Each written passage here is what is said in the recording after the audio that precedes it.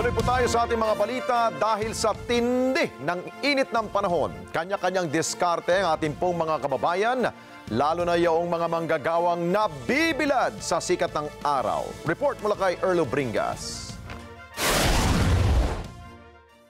Kabilang ba kayo sa nakakaramdam na ng napakainit na panahon mula nang pumasok ang buwan ng Marso? Aba, transition na raw kasi mula sa taglamig at mainit na panahon na mararanasan simula ngayong Marso. Yan ang naging inanunsyo ng Pag-asa noong nakaraang araw na makakaranas na ng init factor simula ngayong buwan. Yan ay dahil pa rin nga sa pagsisimula na ng transition mula sa hanging amihan papunta na sa mainit na kapaligiran. Kaya sabi ng Pag-asa, asahan na daw ang posibleng umabot sa 46 degrees Celsius pataas ang heat index lalo na sa Metro Manila. Pero sa kabila niyan, tuloy pa rin ang ating mga kababayan sa paghahanap buhay sa ilalim ng initan o sikat ng araw. Katulad na lamang ng dalawang motorcycle rider, MC taxi rider na kanya-kanyang diskarte ang ginagawa para maibsan daw ang mainit na panahon, para makaiwas na rin daw sa heat stroke.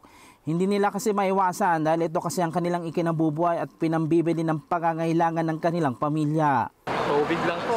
Ano pong baho ng tubig lagi, marami. Pag sobrang init, pag di kaya, pahinga. Ingat lang. Huwag pilitin pag sobrang init, pahinga pag di kaya. Para iwas sakit. Siyempre, bago umalis ng bahay, dadala na tubig. Lagi ang may bawang tubig, kahit 1 litro para di maubusan. So pag mainit, pahinga si gilid ng puno.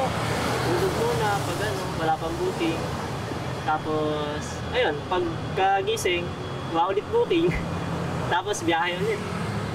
Tapos, ayun, ang magandang diskarte po, laging maligo bago umalis.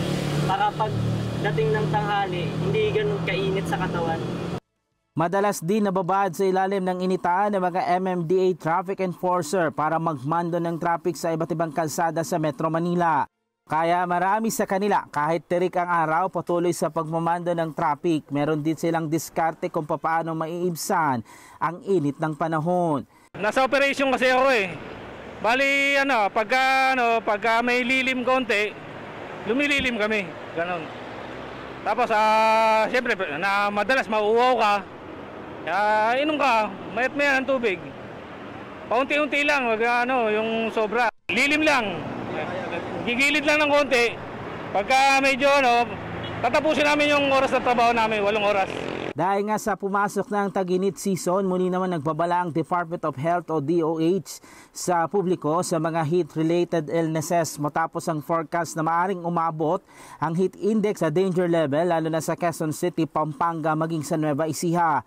Ang heat index na yan maaaring umabot mula sa 42 to 51 degrees Celsius na may tuturing ng danger category na maaaring mauwi daw sa heat cramps, heat exhaustion, na kung saan maaaring makaranas ang isang individual ng sintomas tulad ng fatigue, dizziness o pagkahilo, sakit ng ulo at pagsusuka. Hinikayat din ng Health Department ang publiko na gawin ang kaukulang pag-iingat para hindi makaranas ng heat stroke. Erlo Bringas para sa Batadag Agila, matatag, matapang, matapat. Maraming salamat sa inyo pong pagsubaybay sa Mata ng Agila Primetime. Para malaman ang matatag, matapang at matapat na mga balita, i-follow lamang at mag-subscribe sa @Net25 TV.